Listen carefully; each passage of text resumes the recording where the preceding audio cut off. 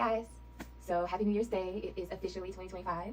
I hope you guys had a good night and celebrated. I don't know when this is going to come out, but this is basically my 2024 yearly favorites. I've been seeing a bunch of people doing these and I'm quite excited because I have a lot of favorites. And I've made a little short form so you guys can kind of get a gloss over. I'm going to try to go through and talk about these different products as well as swatch and share some of the different shades that I have.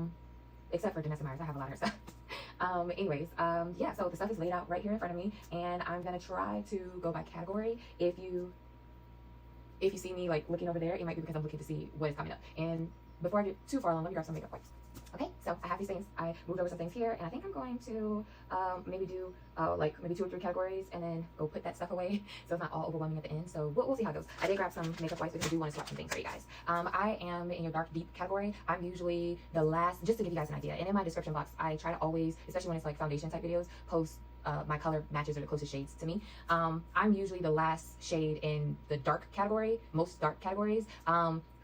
That dark shade, dark or dark neutral shade. If it's like a dark red, I probably can't do it, but if it's a dark neutral, I usually can, which a lot of foundations you'd be surprised do. If it's like a foundation that pulls more red or like oxidizes a lot after it sets a lot, like NARS. NARS is a great example of foundations that oxidize quite a bit. I was whatever the shade was, it started with the I, Igugu or something like that. I think it was like the first shade of deep. I thought I was, but after wearing it for quite a bit, I found out that it was a little bit too dark, especially for how I wear my makeup. So I moved up to New Caledonia, I think, which is like one of the last shades in the dark category, and that worked well. So anyways, I say all that to say that's a good example of shades that oxidize a lot, or to give you an idea of like what matches I am. Anyways, I'm not even starting with foundations. I'm just gonna start with primers. My favorite 2 primers of the year were easiest. The One Size Oil Sucker and the One Size Secure the Sweat. Now the Secure the Sweat, I would have been fine with this one. You know, it's a little thickly, you gotta play around with it. Yes, that's true. But I would have been fine with it because it does such a good job. But when they came out with this one, say less. Favorite primer of all time. If I just needed to add a 3rd one in the mix, I would say it would be my Danessa Myricks, followed by my Milk. I didn't grab those 2 because one, I have a bunch of Danessa Myricks products coming up on their own, but also these were the most used of 2024. Okay. Now I'm gonna move on to foundations. Listen, let me tell you something. These 3 foundations for 2024. Yes, okay, let's get some swatches in. So this, now all 3 of these different foundations have different coverages, by the way. This Pat McGrath Labs is a very light coverage. Let me see. It's like comes out almost watery. I have it in shade Deep 29, and it literally blends in so well. You can't see it. It's right here, but you can't see it probably because it blends in quite well to my skin. So let me try another. Oh, Lord. It's coming on the inside. It's getting everywhere. Give you a better look. Now, I just started on a whole pump. So this is enough for a full face to give you an idea. That was way too much. Okay. Next up, let's give this Fenty 445 and 445 and everything. Fenty, I was so happy when it finally came out with the shade because 440 just looked too yellow on me and 450 was too red. So this 445 was a great in the middle shade. This is more like a medium coverage foundation for me. So I don't know if I said this, but the Pat McGrath is a light coverage. The Fenty is more like a medium coverage. Medium, but I can make it be light. I can like put very little on there. So this is the Pat McGrath there. That's the Fenty. And I'm looking to the side because I'm wiping my hands with the makeup wipe. And then the last one, I'm thinking foundation is probably the messiest swatching that I'm going to do, is the Urban Decay Face Bond in 33 Deep Neutral. Now this is a pretty good shade match for me, but I'm thinking I might go up a shade or 2 for winter. But also I'm thinking it might be because of winter because I feel like it was a bit too dark for me. But actually I feel like this is a good summer shade for me. So I'm just trying to waste all my product. Remember for a little bit. So I don't know if y'all can see these.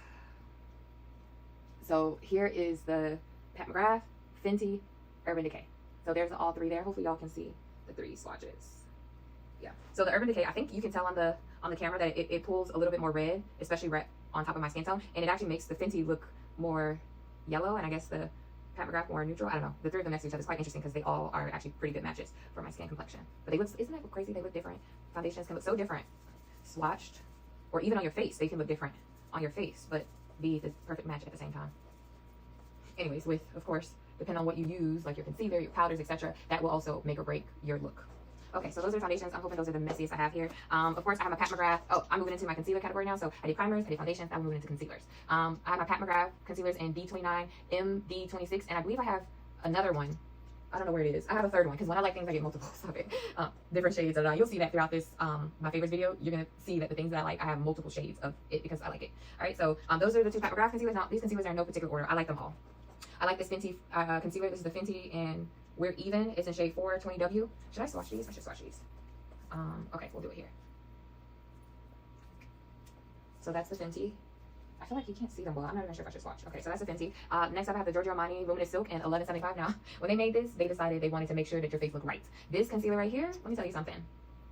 It is amazing. It wears nicely. It looks nicely. I have slightly dry under eyes, and it does the job. That's why you'll see a lot of my concealers are hydrating or luminous, but my foundations are natural or matte, and it's because I have an oily combination skin. My nose T-zone area is oily. My cheeks and stuff are normal, but my under eyes are dry. So definitely a combination.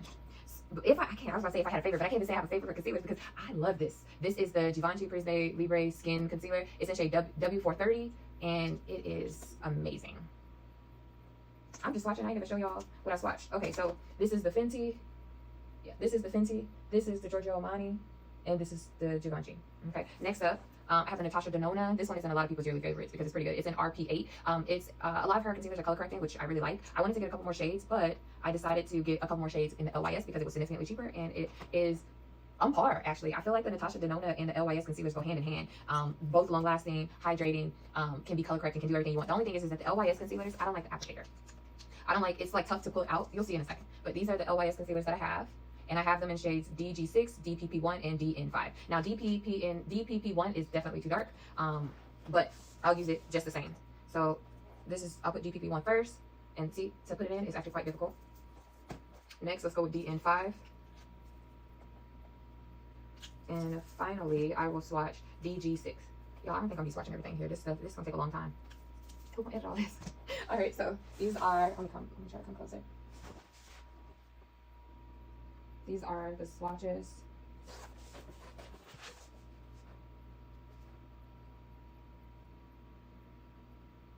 All right, so that's Fenty is the first one. The second one is Giorgio Armani. Then there's the Givenchy. And then the fourth one is the Natasha Denona, followed by the last three are the LYSs. So you can tell that DPP1 stands out because it's the darkest for sure. It's close. That's actually like a little bit darker than my actual skin tone. All right, so with that being said, I'm going to take a pause for the cause.